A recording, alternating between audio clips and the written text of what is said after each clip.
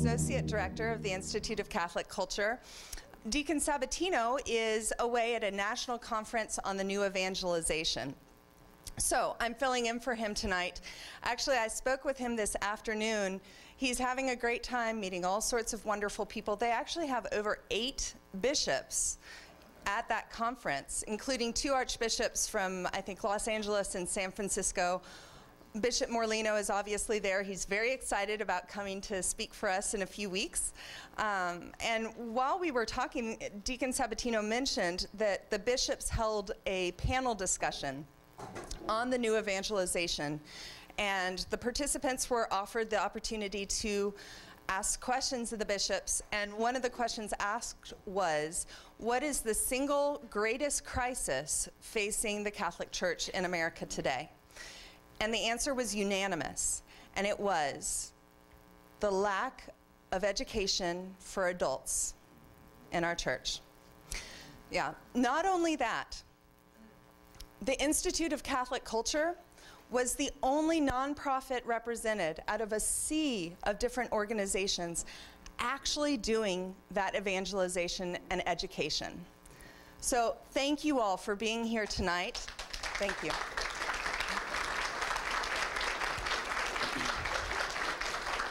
Yeah. As many of you know, I became Catholic, obviously, due to the work of the Holy Spirit, working through the Institute of Catholic Culture. I and so many like myself are so grateful to be a part of this organization and to be able to learn our Catholic faith in all of its depth and wisdom. And with that, we're going to be learning a bit more tonight. And thank you so much, Professor Reilly, for coming back. Please join me in welcoming Professor Reilly. Thank you. Thank you so much, Melanie. Thank you again, Father Fisher, for hosting this evening. Remember my prescription for some of the discouraging things I had to say last week? I follow my own advice. May I put this here because I haven't sufficient room?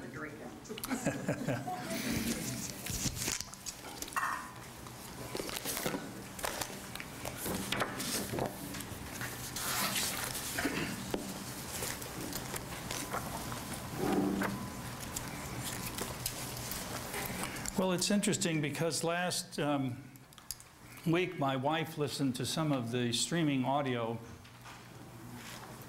and said, "Don't you depress these people again this weekend." And several people spoke to me before we began this evening asking me if I had anything more positive to say. There's plenty of red wine in the back of the room.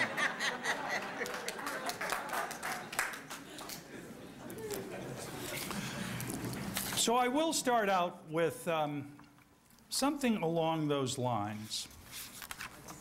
Then we'll do a quick recap of some of what we went over last week and then delve into new material, including, I know you've been held in suspense waiting for an exegesis of the doctrinal note on Catholics in public life.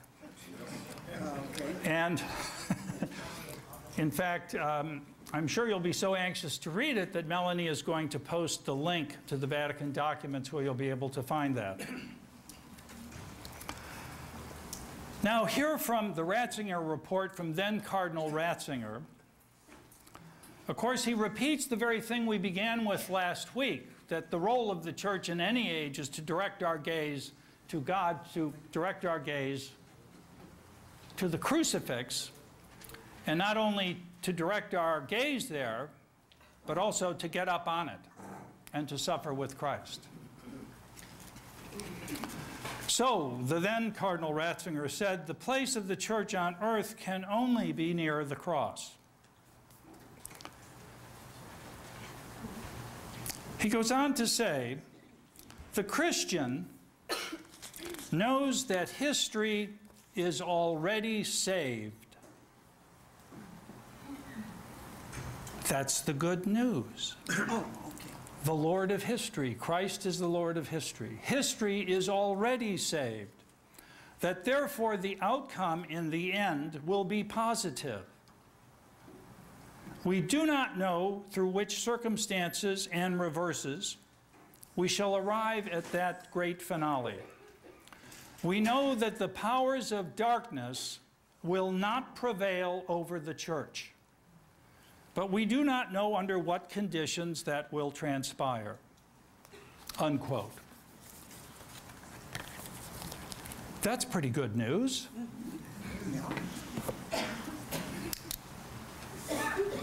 I was reflecting again on a question that was asked last week. It was a very good question. Maybe I scared that person away. I'm surprised how many of you have come back for a second night of Irish pessimism. He said, what about the Our Father? Thy kingdom come, thy will be done on earth as it is in heaven. So oughtn't we to be building his kingdom here? And I tried to answer in what sense we are meant to do that, but also emphasizing our Lord's answer, my kingdom is not of this world, and that we mustn't obscure the distinction between the transcendent and the terrestrial, which was forecast in that great statement of Socrates in Plato's Republic about the heavenly city that was above any earthly city, by whose lights he would live from now on. And he would orient his soul to that heavenly city, which had the transcendent standard of justice, which applied to all men everywhere and at all times. Clearly, a vision in terms of reason by one of the greatest philosophers of what we would later be taught in the Revelation from St. Paul, that, as you well know, we have our true citizenship in heaven, and the development of that by St. Augustine into the city of God and the city of man. And we also went over the configuration of the state before Christ as a divine state, as that distinction did not exist between the transcendent and the terrestrial in the ancient mind. In these cosmological empires of pharaohs and kings, everything was Caesar's because the state was divine. It was Christianity that de-divinized the state, that limited politics and made politics possible. Christianity begins, said at that time Cardinal Ratzinger, not with a revolutionary, but with a martyr. My kingdom is not of this world. As Pope, he took up that theme again and said, what we hope for as Christians should not be confused with what we can achieve through political action. Quote, wherever politics tries to be redemptive, it is promising too much.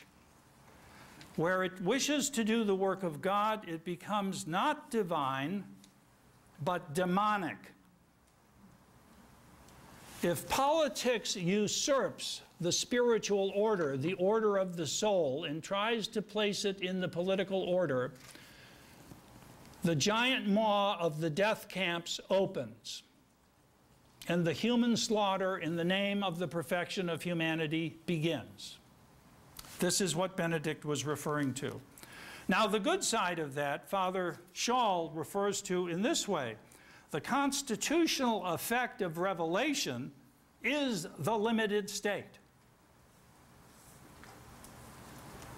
The very idea of constitutional government, which arose in the Middle Ages, is a product of this understanding of the political, which is only possible within Christianity, which, as I said, de-divinized the state.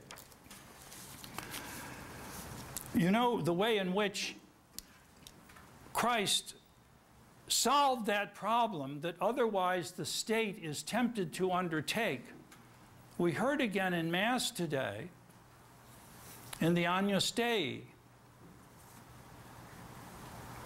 Lamb of God, you who take away the sins of the world. What? You take away the sins of the world. A mystery, a huge mystery presented to us, but a great problem solved. The great problem with which men and in every political order are faced is sin and death. And the only solution to that problem is on the cross. And the only wound that the earth has ever received is the empty tomb that he left, in the great words of Archbishop Sheen.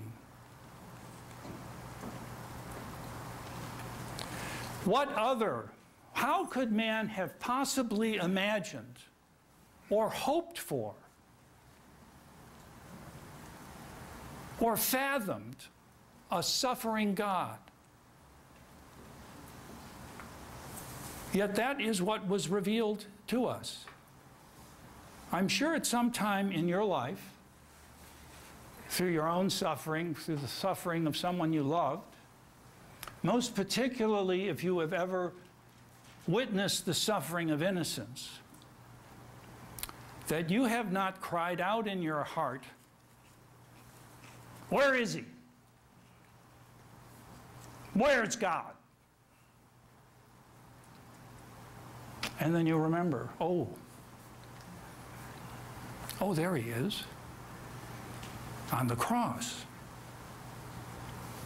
suffering for us, suffering with us. So the worst thing has already happened. The worst thing that could possibly happen has already happened. Innocence itself was crucified. And in his resurrection, Christ overcame that death and therefore solved that problem, which then relieves politics of the temptation to undertake a solution to it itself and construct some fabricated perfection of man, at which it will invariably fail. Now, let me say some other things about the role of the church from some great theologians and teachers. Here's one from Father Romano Guardini. If any of you have ever heard of him, he had great influence on Benedict XVI. About the purpose of the church, he said, "She must steadily hold out to man the final verities, the ultimate image of perfection, the most fundamental principles of value, and must not permit herself to be confused by any passion, by any alteration of sentiment, by any trick of self-seeking," unquote. To which then Cardinal Ratzinger specifically responded to this remark: "We must not drown the requirements and compromise until they gradually disappear from view. The church is not there in order to discover the most acceptable form of compromise, but to hold out to people without distortion the whole magnitude of God's Word." Father Guardini added, "The church always liberates. The church always liberates those who live in her company from the power of the contemporary world and puts them in touch with enduring standards. The church is what enables us to begin to live by the lights of that heavenly city and to order our souls to it and not to any city in which we live, because we may be disenfranchised here as Catholics someday. So what? Our true citizenship is in that other kingdom." Guardini goes on to say, "The strange thing is, as one is more skeptical, no one has more inward independence over against what everyone says than the person who truly lives with the church," unquote. In a 1932 novel, the author Joseph Roth, reflecting upon the decline and collapse of the Habsburg Empire, wrote a novel called The Radetzky March. In it, he writes, "In this decaying world, the Roman Catholic Church is the only thing left to give shape to life, to help life keep its shape. Yes, we could even say that she dispenses shape," unquote. Not bad for a novelist.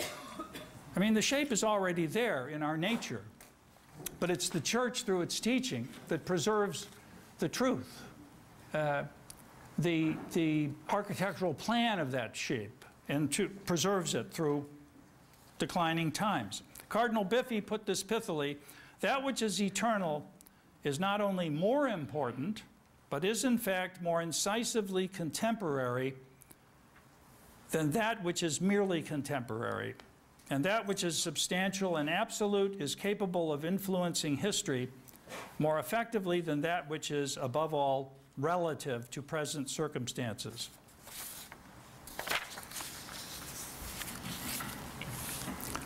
Now, last week I probably said something else which wasn't too cheery, which I said the role of the church is to be hated. And I was interested to find, in my reading since last week, a statement that confirmed this in a very enriching way from Pope Francis I. In the light of which we can say, if we're not hated, we must be doing something wrong. Take that as a litmus test. Here's what the Pope said. The way, quote, "The way of the Christians is the way of Jesus. If we want to be followers of Jesus, there is no other way, none other than that which he indicated to us. And one of the consequences of this is hatred. It is the hatred of the world and also of the prince of this world. The world would love that which belongs to it. But Jesus tells us, 'I have chosen you from the world.' It was precisely he who rescued us from the world, who chose us, pure grace. With his death, his resurrection, he redeemed us from the power of the world, from the power of the devil, from the power of the prince of this world. The origin of the hate we experience then is this, that we are saved. It is that prince who does not want that we should have been saved, who hates." I think that's pretty positive myself. I don't know if that's distressing, but he goes on, "There are many persecuted Christian communities in the world. Indeed, there are more persecuted communities in this time than in the early days. Today, right now, in this day and in this hour, because the spirit of the world hates." Now, this, as we just mentioned from Pope Benedict, about compromise. The role of the church in the world is not to compromise these fundamental truths and teachings. And so says Pope Francis, quote, "There can be no dialogue with the prince of this world. Let this be clear. Today, dialogue is necessary among us humans. It is necessary for peace. But with that prince, it is impossible to dialogue. One can only respond with the word of God, who defends us, for the world hates us, just as it did with Jesus.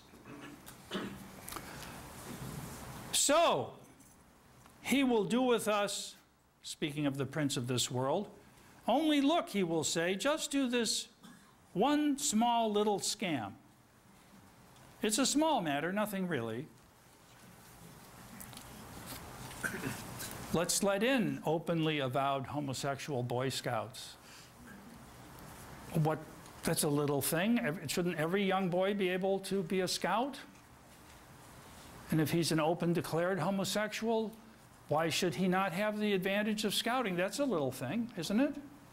And then at 18, we can tell him he can no longer do it because I don't know why, but that would be our new compromise. It's a little one, right? And so he begins to lead us on a road that is slightly off. This is a pious lie. Do it, do it, do it. There's no problem. And it begins little by little always, no? then he says, but you're so good. You're a good person. You get away with it. It's flattering. And he softens us by flattery, and then we fall into the trap. Today, continued Pope Francis, Jesus reminds us of this hatred that the world has against us, against the followers of Jesus.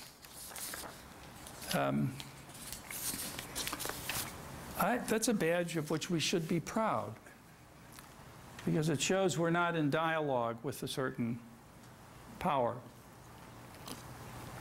Now, let's get more into the role of the Catholic in politics today. What the Church teaches us that role should be, and some of the things I will suggest to you that the Church ought not to be doing, has been doing for some time, and that I believe is squandering its authority, and perhaps taking its time from what it ought really to be doing, things in which it has so palpably failed, as we know from Melanie's open remarks about the need even for catechesis in adults today. Let's get on to law. If you're a Catholic in politics, you're invariably going to deal with law. What is law? Law is invariably moral, inescapably moral, quintessentially moral. And the rhetoric of any political debate will immediately reveal to you this truth. Because every politician, every debate in Congress or down in Richmond will be in terms of making something better or worse. We can't do that, it'll make it worse. We need to do this because it'll make it better. Whether we're talking about health care, highway safety, education. But better and worse are always to be understood and can only be understood against a standard of what is good, what is morally good. Otherwise, it makes no sense. Otherwise, the discussion will simply be that right is the rule of the stronger. Maybe the stronger just means I have more votes, so I'm stronger because of my votes, or maybe it's because I have more guns that I'm stronger, or maybe because I'm taller. And so I will tell you what's right simply because I have power and through my will. But that's not, that's what's exposed in political rhetoric once morality has been removed from it. Otherwise, you can tell from the way in which political things are discussed that they are inherently moral, because they are always judged against that standard of what the good is. And therefore, you must ultimately address that question of what is the good.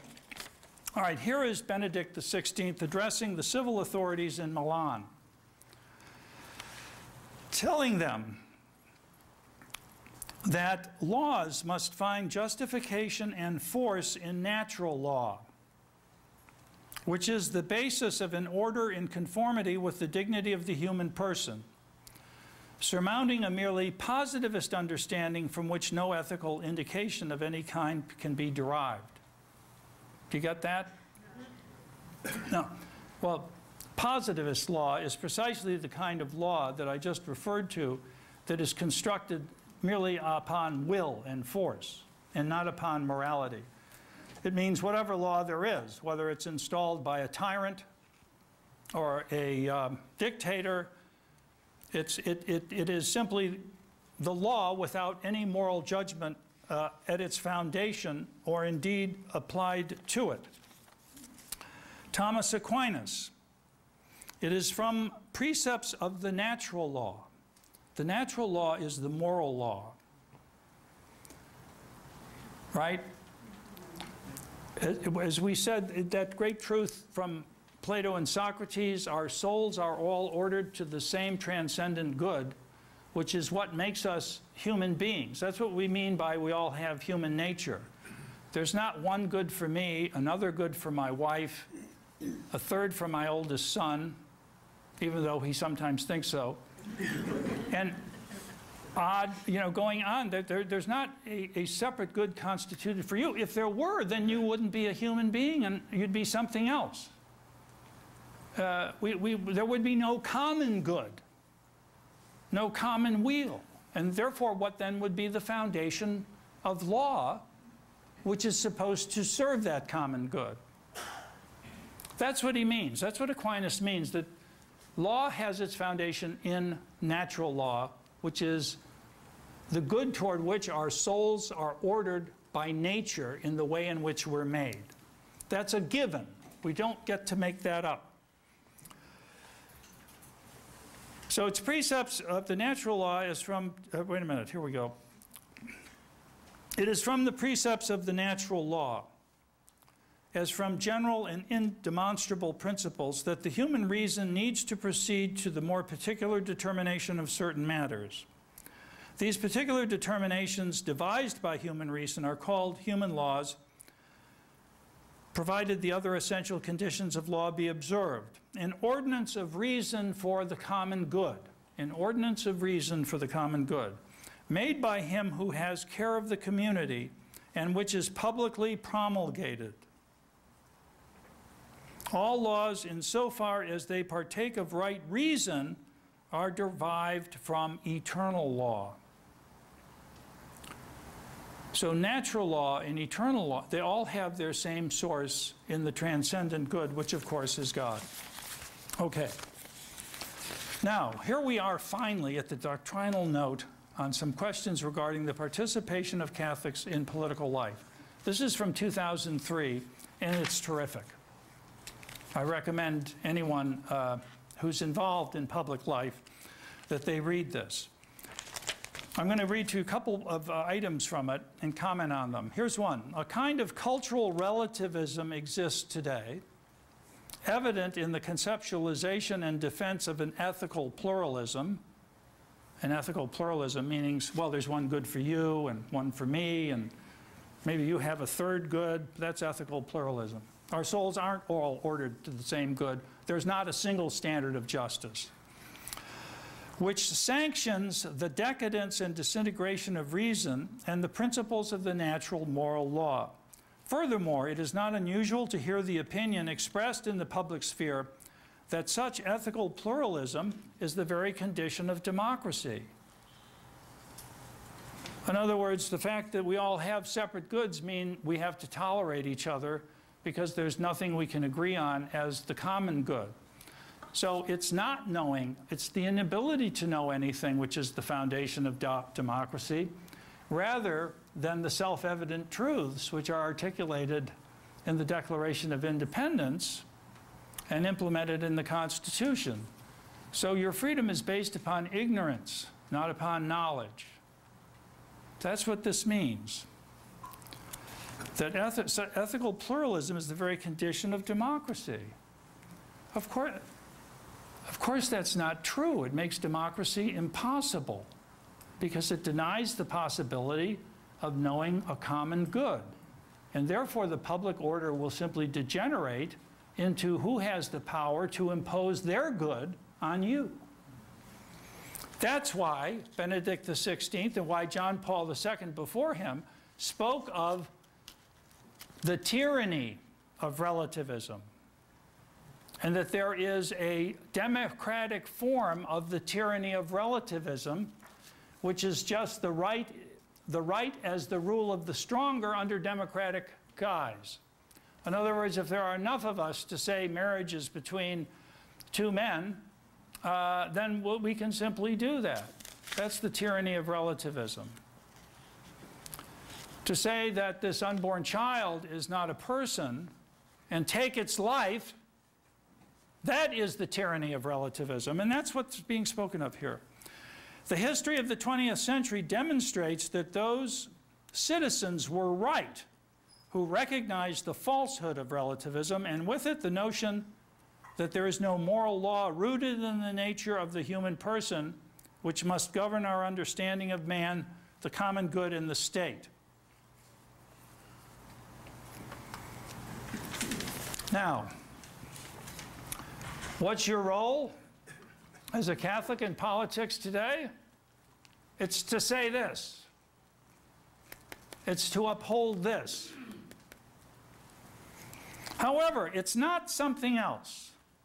At least now I'm going to get to the church's role, which of course is to uphold these truths. When I came in here, by the way, I stopped in the church for just a second, and there I saw a statement from the Catholic Conference quoting Cardinal Dolan on the Supreme Court Doma position and denouncing it for traducing the principle of marriage between a man and a woman.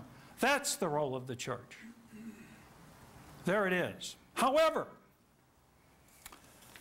still in this doctrinal note, it says, it is not the church's task, to set forth specific political solutions.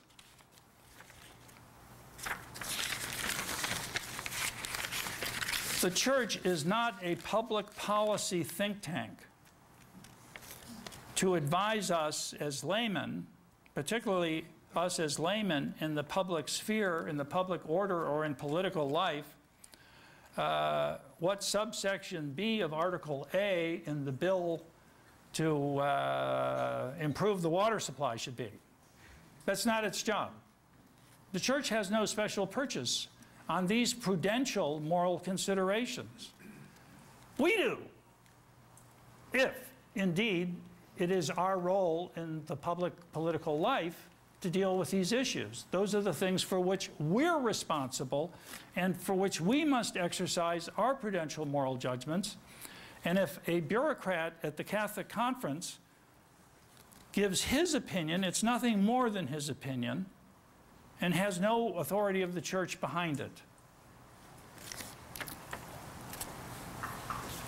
Here is from Benedict XVI when he gave his address at Westminster, saying the role of the Catholic Church is still less to propose concrete political solutions. It is not to propose concrete political solutions which would lie altogether outside the competence of religion. Not public policy, think tank solutions, specificity on particular bills, except, of course, when it violates a fundamental moral principle, such as was defied in the recent Supreme Court decisions or in laws that allow abortion. Of course, then it is exactly at that level of moral principle to step in. But let's say but does it have any special expertise working with those who are trying to ameliorate the evils of abortion and telling them exactly how to do it? No, it's not. You can have an opinion on that, but it's nothing more than that. And my worry is if the church spends its capital in opining on every bill which comes before Congress and appearing as witnesses, bureaucrats from the Catholic Conference appearing as witnesses at every hearing in Congress, offering commentary on every bill, that it dissipates the influence on the church, when it comes to these huge major issues of moral principle. Now, I promised to tell you some war stories from the time in which I was involved in this work myself in the Reagan administration as the President's liaison to the Catholic Church and Catholic community in the United States. That meant liaison with the Catholic Conference and also with individual bishops and cardinals in their dioceses and great Catholic lay groups. I can remember an instance in the '84 campaign when photos began appearing in diocesan newspapers and Catholic papers of a smiling President Reagan standing there with a smiling John Paul II. And the left-wing Catholic press, and even just, let's say, Democrats, some Democrats got very upset with this, saying, what do you, there's the Reagan administration politicizing the church, trying to instrumentalize the Catholic Church to win an election. They're politicizing the church. Well, at that time, the spokesman the sort of Secretary of Communications for John Paul II was Archbishop John Foley, who had come from Philadelphia, a very, very dear man.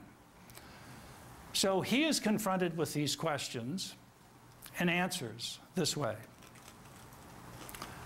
Considering the moral principles upon which the Pope and President Reagan agree on the protection of the inviolable right of unborn children, against pornography for prayer in school and for school vouchers, it is the most natural thing in the world that they should be seen together in a photograph. Well, the last thing in the world the left wing wanted to hear was that statement repeated. So every objection to those photographs immediately evaporated.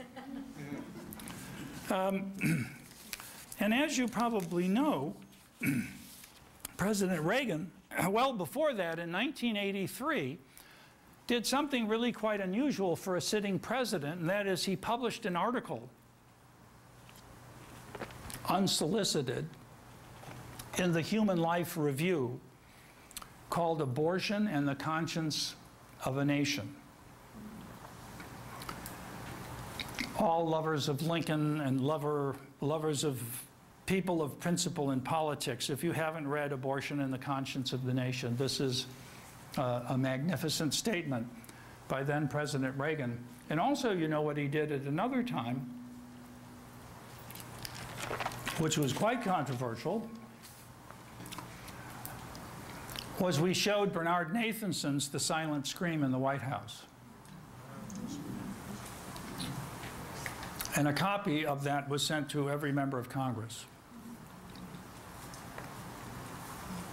Believe me, that was the lead on the evening news of every network in the country at that time. Done on Lincoln's birthday, appropriately enough. Now, there were some problems that arose that I think can illustrate the difficulties if the bureaucracy of the church in an institution such as the Catholic Conference behaves in this public policy role, which is not necessarily appropriate to the church. Aside from dealing with Catholic issues, I also did a lot of work on Central America, the Central American Outreach Working Group for the White House. That meant I familiarized myself in tremendous detail with what was happening to the church in Nicaragua under the Sandinistas. And I heard firsthand about the persecution of the church there. Of course, the Reagan administration was dead set against the Sandinistas for a number of reasons. They were cat's paw for the Soviet Union in Central America, but also for what they were doing to the Mosquito Indians and, of course, what they were doing to the Catholic Church.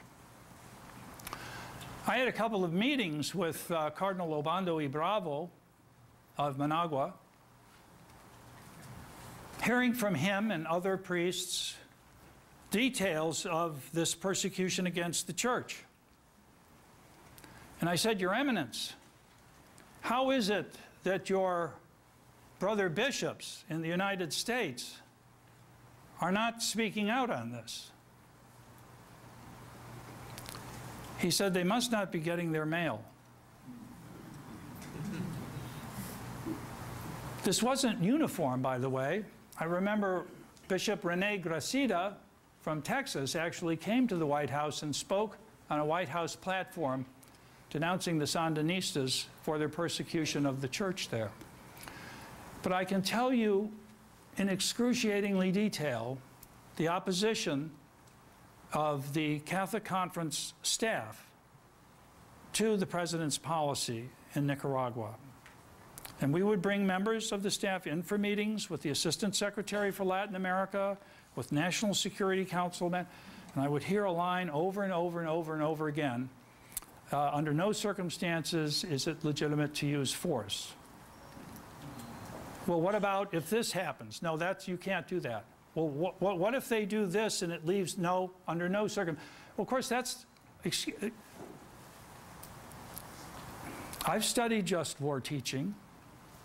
That is not a teaching of the church. That is really not a teaching of the church, that force is not allowable under any circumstances. And it was impossible to move this particular priest, who played a key role in the Catholic Conference staff on this particular issue. We had the president of the Central American Bishops' Conference up to Washington, and he met privately with the president. He was extremely aware of what was happening, obviously, because he was right on the border with Nicaragua. So I took him in to meet President Reagan.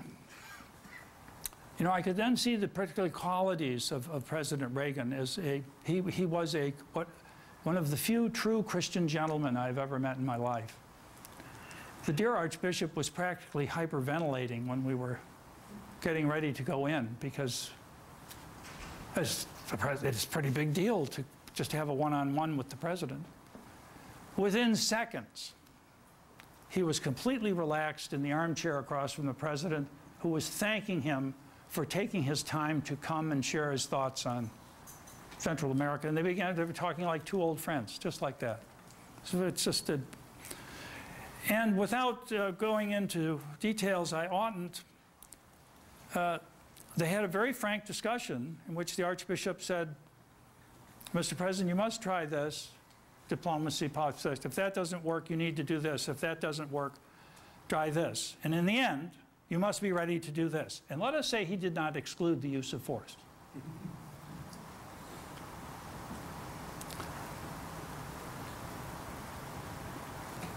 Now, I heard through the grapevine after that meeting that there were some very upset staffers at the Catholic Conference with me. Reilly sneaking bishops in the country to meet with the president. As if this man didn't have a perfect right to come to Washington and arrange his own schedule. We did have a meeting with the president and the members of the executive committee of the Catholic Conference. I showed you the picture last week, passed it around. So there was Cardinal O'Connor and Cardinal Kroll and Cardinal Bernardine, et cetera, et cetera. And so a full schedule of briefings on all the issues on which they wished to hear, which included immigration, of course it included abortion, pornography, school prayer, and of course foreign policy issues regarded to the Soviet Union. And of course the top people in the administration were there to brief the cardinals and bishops, and the president had lunch with them. So this was an attempt to communicate, to exchange at the highest level these concerns. What happens after this meeting? And believe me, to set something up like this is a tricky thing to do. After the meeting, on the steps in front of the West Wing, the press is mobbed, they're waiting. And the president of the Bishops' Conference at that time steps out to the microphone and unfolds a piece of paper written by the conference staff before any of the meetings had taken place, and reads the statement as a reaction to the meetings that had just happened. And as you can imagine, it was critical. So he's reading a statement in reaction to an event that had not yet taken place. In other words, it was a setup. And some of the members of the hierarchy present were extremely embarrassed by this and tried to get to the microphone and make some ameliorating remarks. And then in the White House later that day, we were fielding some calls from, I won't name the cardinals, who said how embarrassed they were and how they had disagreed with what was done and even what was said.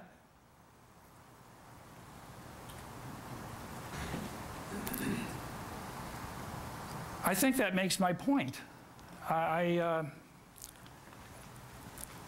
Was that appropriate? Was that,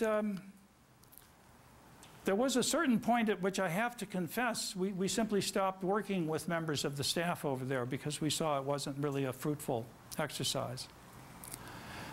Then, of course, there was a huge amount of activity over the bishop's pastoral letter on war and peace, which I, as a layman, became involved in. We formed the American Catholic Committee with Michael Novak and some notable Catholic thinkers to think through the just war teaching in respect to the challenge we were faced with the Soviet Union and the use of nuclear weapons and the strategy in regard to that. We published a book on it, Justice in War in the Nuclear Age. One of the contributors was at that time Bishop O'Connor, when he was the head of the military ordinariate. Father Schall from Georgetown. We had some great strategic thinkers. The Bishops' Conference meets to go over the letter. I went to the Capitol Hilton and personally stuffed a pre-publication copy of the book in the mailbox of every bishop there. It didn't do a whole lot of good. The letter is issued. Like any document of its kind, it was obviously the product of compromise. But it was not, I don't think, the reiteration of just war principles in the document was perfectly fine, of course. And that is the thing on which the church speaks with authority. But then the prudential moral judgments about the strategies involved in regard to the Soviet Union were not so fine. And particularly when they came into the area of nuclear weapons. Now, just to give you just a quick note on this, the mutual assured destruction, as you know, used to be the nuclear strategy of the United States. The idea being that if the Soviet Union launched against us, it didn't matter what they were aiming for. Our immediate response would be to launch nuclear weapons against, say, their 10, 12 largest cities. Not aimed at their weapons, aimed at their populations. So our retaliatory policy is that we're going to kill tens of millions of your citizens. That is inherently corrupt a strategic doctrine as one could possibly imagine. Violates every tenet of the just war teaching. And that was precisely what the Reagan administration then endeavored to change. It eliminated mutual assured destruction, developed, which by the way depended on what they called blockbuster nuclear weapons that were extremely dirty. The idea was to spread the radiation as far as possible to kill as many people as possible. And then what came into the jargon as counter-force nuclear strategy was a new kind of nuclear weapon, highly accurate, much smaller, and much more relatively clean, with a tiny radius of radiation that was aimed to hit weapons in their hardened sites. Bunker busters, not city block busters. So it was a counter-force. In other words, aim the weapons against their weapons, not against their people. It's pretty basic just war teaching, right? Well, wouldn't you think that would be one of the things to be acknowledged and remarked upon in such a pastoral letter as this? You would think so. But it was indeed very confused in that respect. And then John Paul II, when it gets to the Pope's level, he makes a clarifying statement that given the nature of the conflict with the Soviet Union and what is at stake in it, the use of nuclear weapons as a deterrent, in this, he didn't use the counter-force language, but if that is what he meant, is legitimate.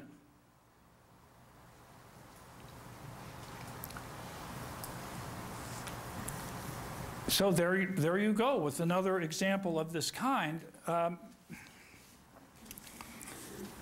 And here is my concern.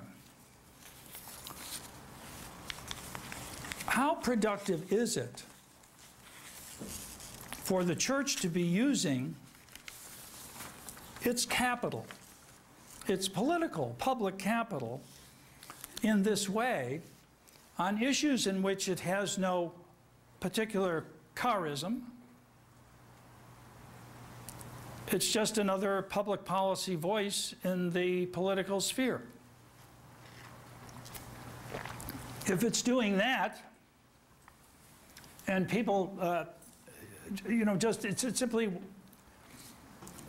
does that not in some extent dissipate the authority of the church in dealing with the issues on which it really needs to be heard?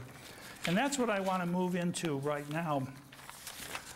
There's a lot of other stuff I'd like to cover here, but I've been too voluble. Now, have you ever heard of the Americanism, as a heresy, Catholic Americanism, that rather than Catholicizing America, we're Americanizing Catholicism? This was a concern at the end of the 19th century and certainly the beginning of the 20th century. Somewhat expressed in an encyclical of Pope Leo XIII. My point is not to address the controversy over Americanism, but to get to this statement, because I think it applies to some of the problems we have today. Here's what Leo XIII said, quote, "Let it be far from anyone's mind to suppress for any reason any doctrine that has been handed down. Let it be far from anyone's mind to suppress for any reason any doctrine that has been handed down. Such a policy would tend rather to separate Catholics from the Church than to bring in those who differ," unquote.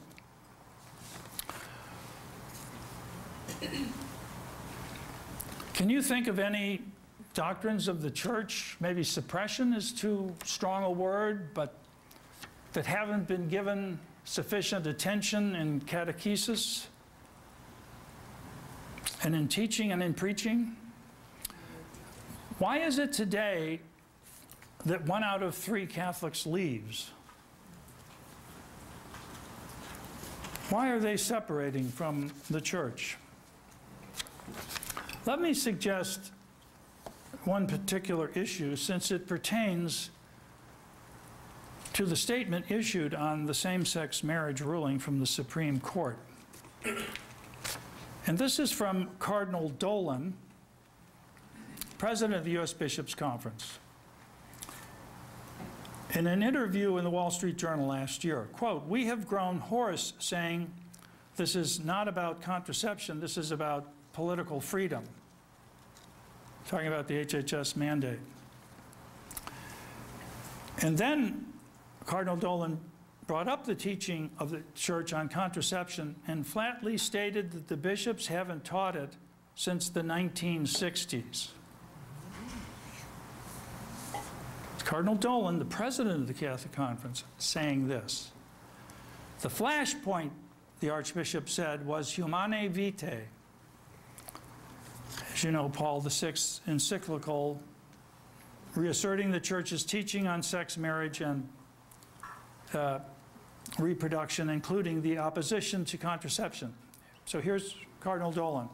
It brought such a tsunami of dissent, departure, disapproval of the Church, that I think most of us, and I'm using the first person plural intentionally, including myself, kind of subconsciously said, whoa, we'd better never talk about that because it's just too hot to handle. We forfeited the chance to be a coherent moral voice when it comes to one of the most burning issues of the day. Unquote. As he said elsewhere, when it came to the issue of contraception, we got laryngitis.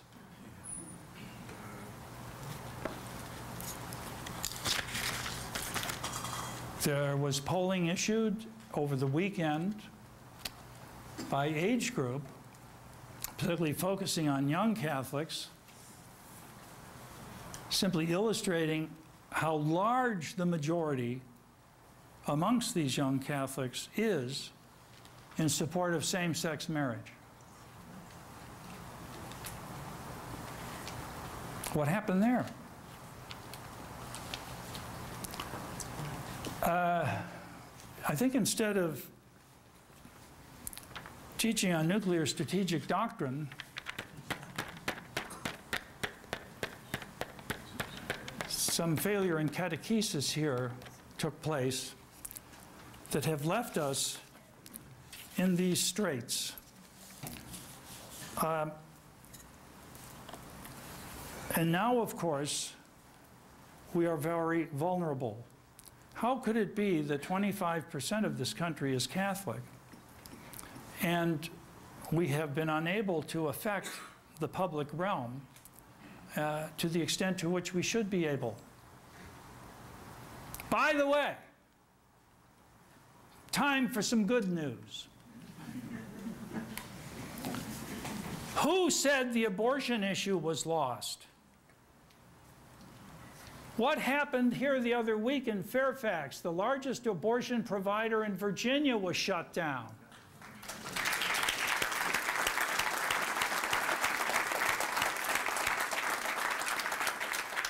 God bless all the people who were on the sidewalk with their rosaries for all that time until this happened. Look at the state legislation that has taken place in Kansas and half a dozen states in Texas to bring these restrictions on abortion. Who would have thought 40 years? All of this time, just how many people would have signed that off as a lost cause? It's not a lost cause. And it's because people did not lose faith in the face of this abomination against the sacredness of human life. So there always is hope so long as we don't give up. And the same obtains on this issue of same-sex marriage. Now, I have another hour-long talk prepared on that, which could take you through all of the premises of the Supreme Court decisions from Griswold versus Connecticut to our dear Justice Kennedy the other day. Everyone's very frightened I'm going to do that, so I won't. Instead of that, I'm going to read you this prescient statement from the Ratzinger report. See, these principles are, once you adopt a principle, the consequences from the principle are more or less inevitable. And that certainly is the truth in respect to contraception. As soon as you divorce sex from diapers, you're done. There is really no bulwark from that divorce through to same-sex marriage. I wrote 18,000 words on that particular point in the constitutional issue in this book from Ignatius, and I'm going to read it to you tonight. No, I promised. This is, look, here it is from the brilliant Benedict XVI, the greatest defender of reason, not in, I was going to say in the West, in the world. He saw this back in the 80s.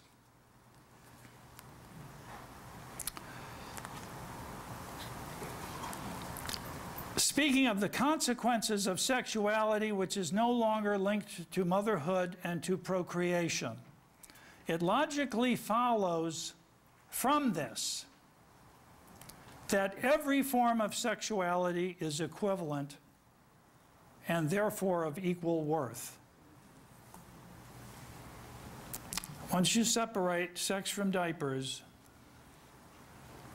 inevitably you introduce an equivalence of every form of sexuality. Remember President Obama's latest inauguration speech? Every love is equal? That's how he could say that, because he bought into the first part of this. He appeared, by the way, the first president ever to do so at the Planned Parenthood Convention. Did you read that? Planned Parenthood, of course, is the largest purveyor of death through abortion in this country. And he had the nerve to stand there and say, God bless Planned Parenthood. This man who doesn't believe there are any absolute truths. Okay. It logically follows from this that every form of sexuality is equivalent and therefore of equal worth. No longer having an objective reason to justify it, sex seeks the subjective reason in the gratification of the desire in the most satisfying answer for the individual, to the instincts no longer subject to rational restraints.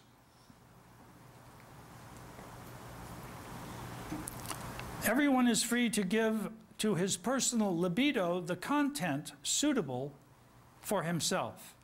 Hence, it naturally follows that all forms of sexual gratification are transformed into the rights of the individual.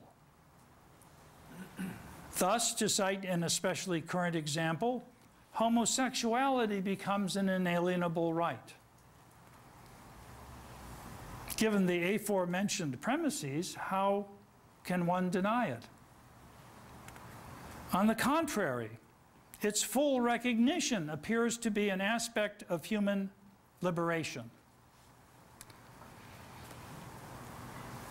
There are other consequences of this uprooting of the human person in the depth of his nature. Fecundity separated from marriage, based on a lifelong fidelity, turns from a blessing, as it was understood in every culture, into its opposite.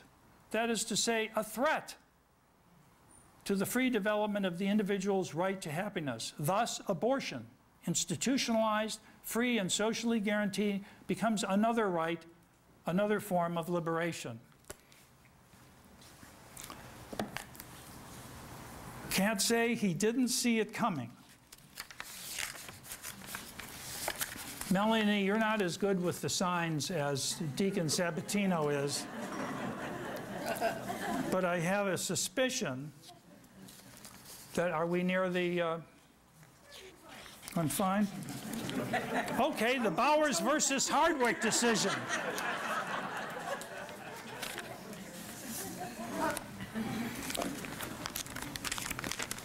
Within limited parameters. Sorry? Within limited parameters, you're fine. According to right reason. Yes. Okay, okay. Well, let me just, you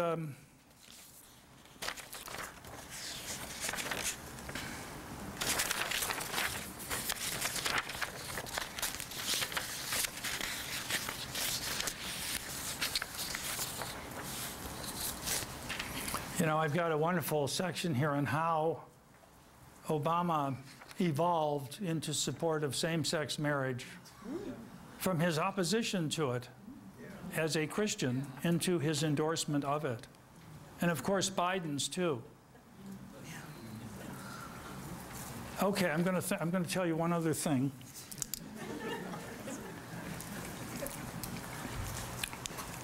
We saw a hint of this in the vice presidential debate between Congressman Ryan and Vice President Biden when it came to the pro-life issue. There was a preview of this years earlier. In the Reagan administration, I was sent to some network, I can't remember what it was, to be a live commentator on the famous speech that Governor Cuomo of New York at that time, father of the current person in that position, who was giving his talk at Notre Dame. He was giving his version of the church, you know, in the role of politics. And so I was one commentator. Guess who the other commentator was? Jerry Brown, former seminarian. So Governor Cuomo gives this speech in which he says that he cannot, as a Catholic, come to the defense of unborn human life because that would be imposing his beliefs upon others. his Catholic beliefs that abortion is wrong, and he can't do that. That would be wrong. So I was asked, it was my turn first, and I did something I always wanted to do. They said, what did you think? And I said, well, Governor Cuomo's statement reminded me of the statement by St. Thomas More in A Man for All Seasons, when he says, when a statesman forsakes his private conscience for the sake of his public duty, he leads the state into chaos. When he forsakes his private conscience, he leads this to disaster. And I said, this is what Governor Cuomo has just done, saying that as a Catholic, I cannot come to the defense of innocent human life. When in fact, one has one's inalienable right to life, not by virtue of being a Catholic, but by virtue of being a human being. How dare he say that as a Catholic, I am disabled from speaking on the inalienable right to human life? It's there in the Declaration of Independence, pal. Was that a Catholic document? It was signed by a Catholic, we're all happy to say. But talk about reading yourself out of the public sphere. Talk about self-marginalization. And there again in this, Biden tried to pull the same thing with Ryan. Ryan, of course, is a Catholic and a guy deeply immersed in Catholic social teaching. And once again, Biden tried to pull this nonsense that, well, as a Catholic, I can't impose my, well, President Biden, you don't have your right to life because you're a Catholic. You're a human being. Ryan got so far in this, but not quite far enough to nail it and to shut Biden up on that subject and to stop distorting church teaching. In every one of these documents, by the way, it makes clear that the Catholic in public life is supporting the moral law, which is the natural law, which has its source in divine law. And so we cannot be shut up on these issues. The natural law obtains to everyone. The right to life obtains to everyone.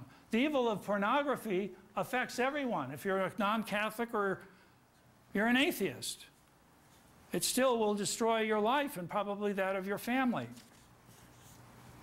You went straight to 0, Melanie. You didn't give me the 10-minute or the 5-minute warning. Okay, I'm going to close with Father Schall's diagnosis. Dear Father Schall from Georgetown, this great, great Jesuit who embodies everything that order once was when it was great. We would like to free ourselves from nature in order to become what we want to be. And what we want to be must logically eliminate any sign that something in us is better made than what we ourselves could conjure up. We want to be our own creators.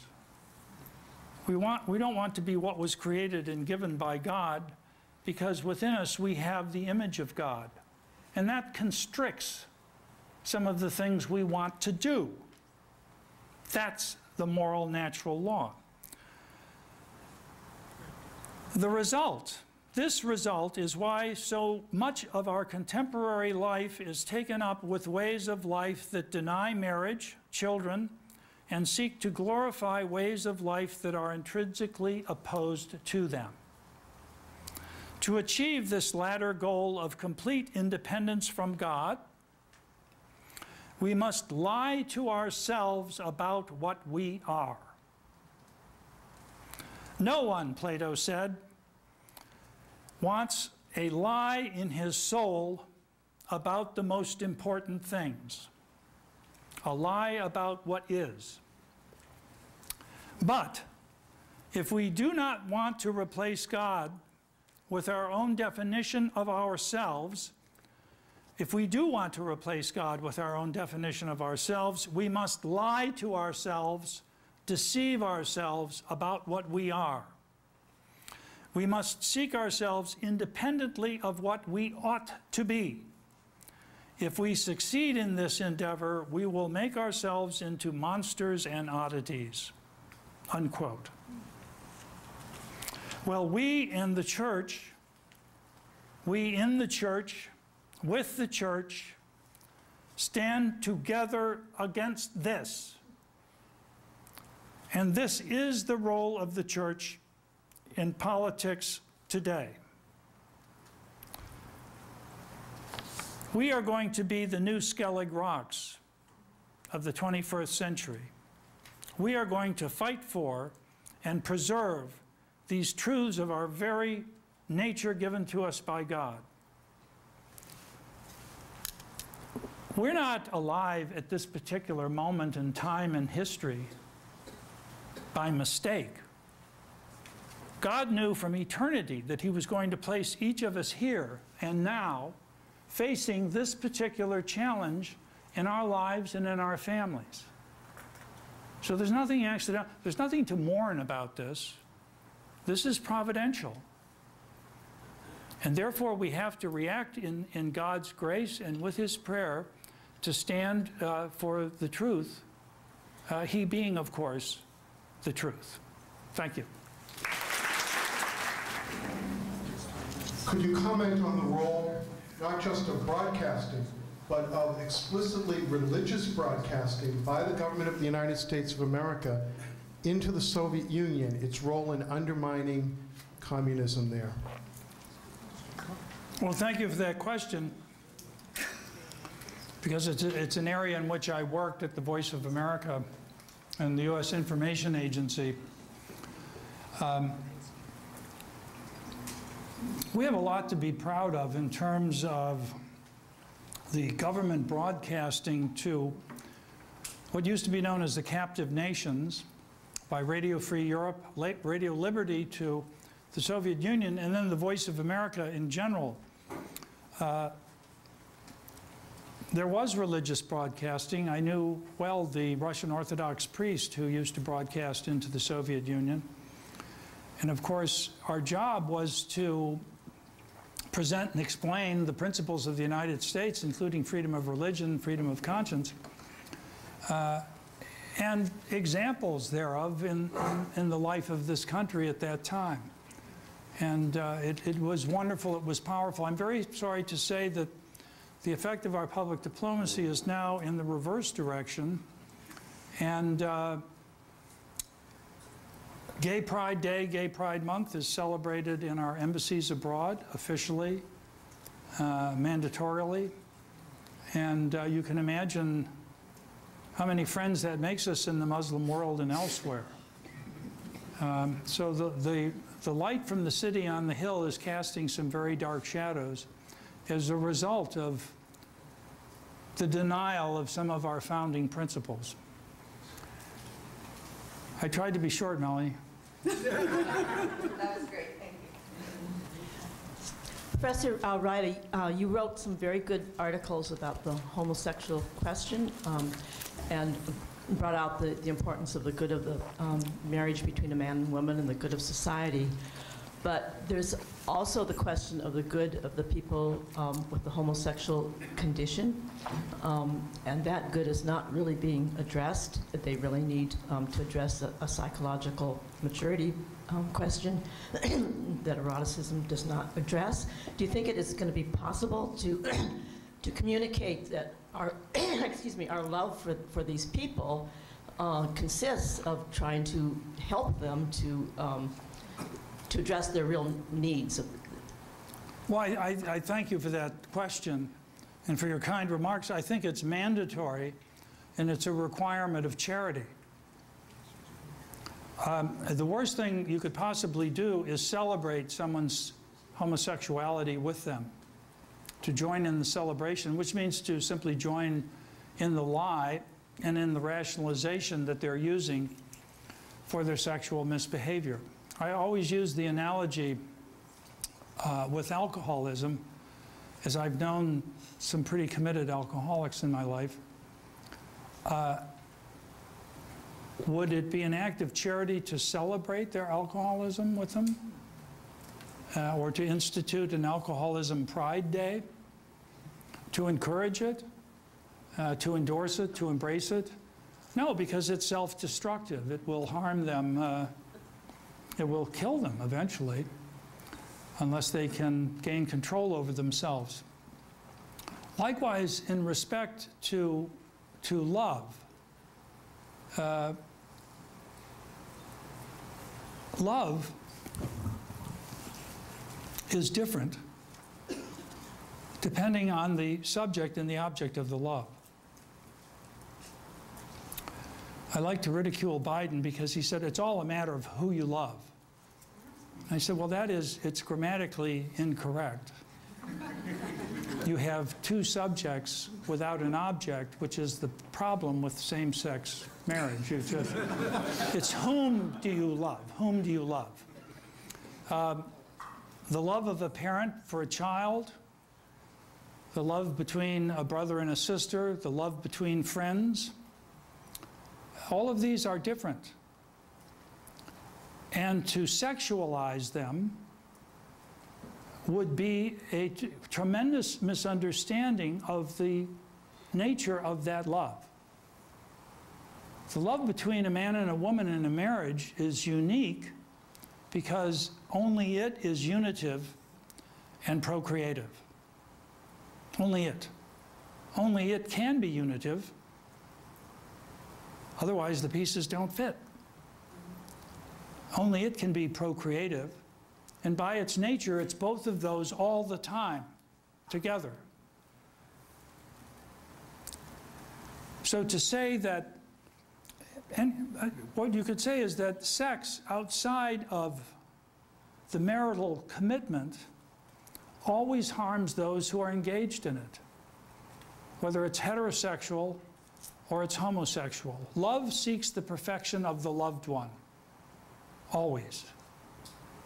Now, if you're engaged in, if you have sexualized a relationship inappropriately, as it is not spousal, the love between two men cannot be spousal. The love between a parent and a child cannot be spousal. All of those things. There's obvious but necessary to say because of our Supreme Court. So since they are not spousal by their nature, to sexualize them is in itself a tremendous moral disorder and misuse. You know, when I talk about natural law, it's so evident in our bodies. Does anyone have any doubt what our eyes are for? And if you have an astigmatism, that there's something wrong with your eye and your optometrist knows how to correct it. So, and then you know it's been fixed when you can see again. We know what our hands are for, our nose, our ears. You don't stick things in your ears because it could, you know, there are all kinds of basic. But once you get below the waist, it's, well, what's that for? Who could it, what? No one seems to know. For what purpose might we possess these organs? Who could say? Well, then let's use them for, you know, whatever we want to. I mean, come on, this is insane. And it's very harmful, and it is destructive. And it's going to destroy the people. Well before AIDS, you know, the homosexual lifestyle was very deleterious, and there was a much shorter life expectancy for homosexuals before this terrible AIDS epidemic arose. I've known many homosexuals. I've worked in the arts for 30 years. In my misspent youth, I was an actor in New York. So believe me, I know the homosexual underworld. I was in plays where the majority of the cast was homosexual. I left one regional theater after a season where the very lovely woman who was the publicity director said, "Bob, you're a good actor. It's too bad you're not a homosexual." You know, I knew the rules of the game. I mean, that's why I was so offended when they allowed open homosexuality in the military, because I know exactly what's going to happen. I know how that subculture works when it's allowed to surface with its own rules. I know what happened. But also, I would never have told many of the homosexuals I knew, this is great. good for you. I'm so happy you finally discovered yourself as a homosexual. So I would say to one who was my friend, I'm sorry, what you're doing is wrong. This is wrong.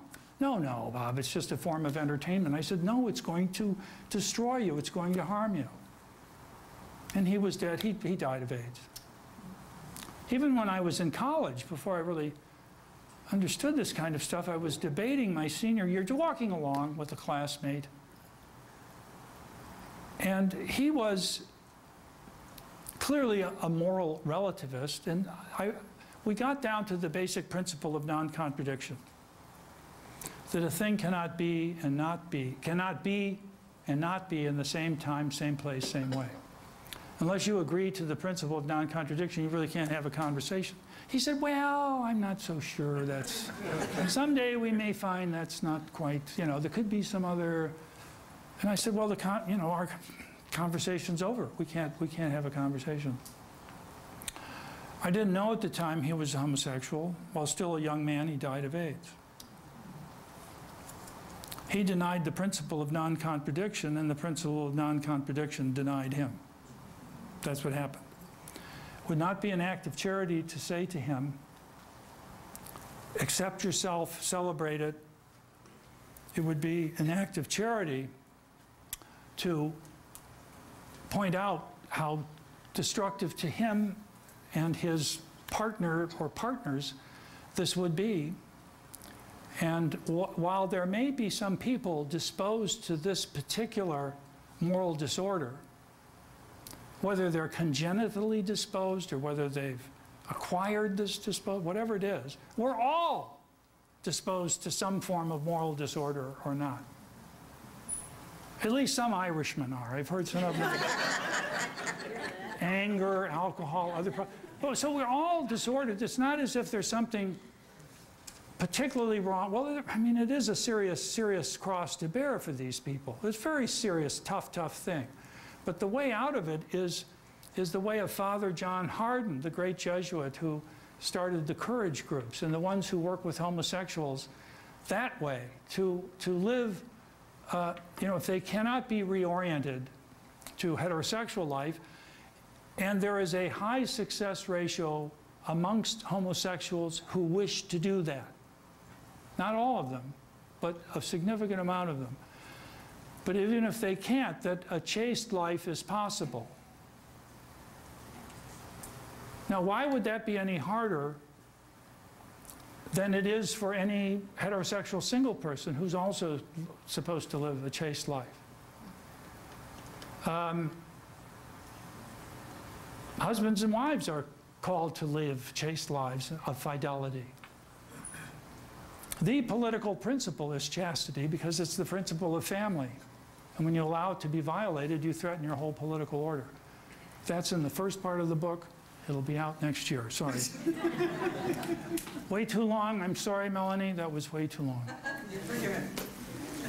In the current administration, is there a liaison to the Catholic Church and the Catholic people? If so, who is that, and how's that person doing?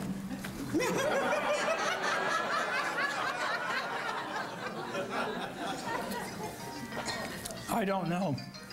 I really don't know, and sorry, I can't answer that question. That was short, Melanie. What's that?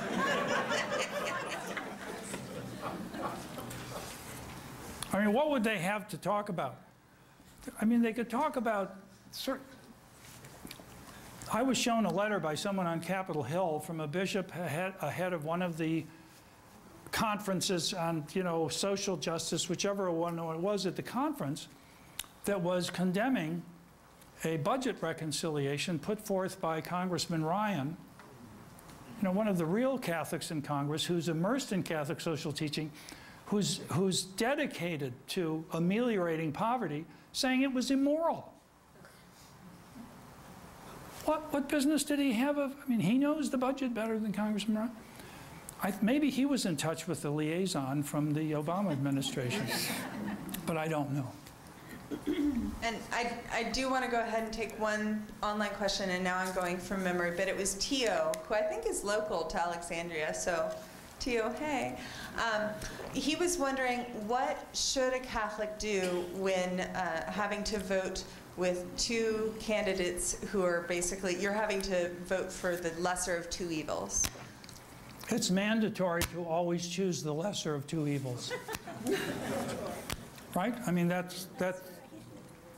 I don't think there's much dispute about that. Abstaining or doing a write-in or that sort of thing was what he was.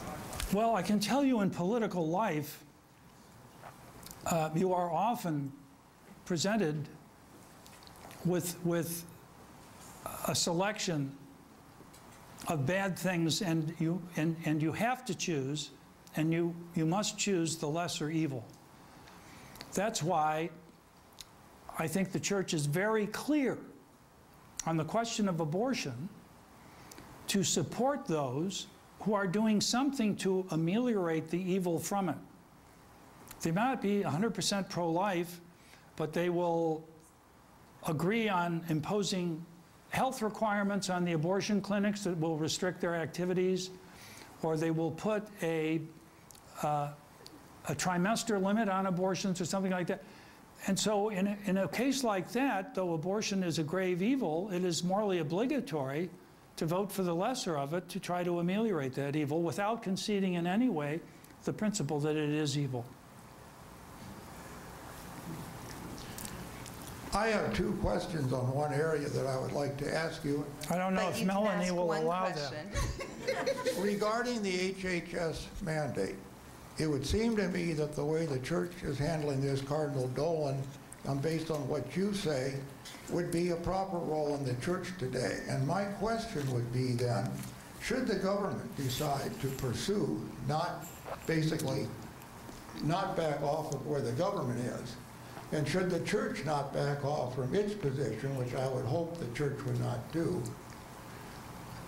do you see that the government would in fact enforce these regulations, because that's what it is, to the extent of seizing, basically shutting down Catholic hospitals, shutting down Catholic colleges, shutting down Catholic schools, shutting down Catholic jobs or organizations run by Catholics to enforce this mandate? Now, just as an opinion, how far do you... That's a very, very, very good question.